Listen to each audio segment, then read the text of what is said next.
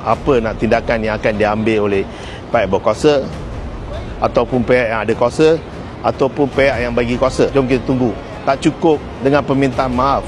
Patutnya jadi suara rakyat, sekarang telah dipersoalkan oleh rakyat pula. Salam sejahtera untuk berbilang kaum yang ada di Malaysia. Abang Roy nak tanya satu benda. Apa masalah hampa?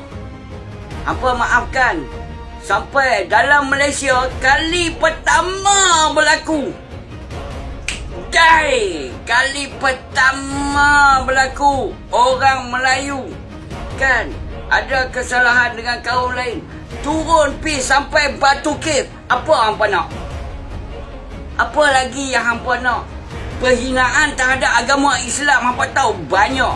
Ada yang gila, ada yang mental, ada yang macam-macam. Tapi tak diambil tindakan. Sebab apa? Sebab mungkin mereka fikir nak menjaga keharmonian negara. Tapi kenapa budak-budak ni, kan DJ radio ni, pelawak di Malaysia ni yang terkenal, mereka turun sampai ke Batu Cave, hampa masih nak tak puas hati. Apa yang hampa tak puas hati? Apa lagi keamanan dalam pemerintahan agama Islam sebagai agama sepeketuan daripada tok nenek moyang kami sampai hari ini? Apa lagi yang kami buat lebih kurang dekat bangsa lain?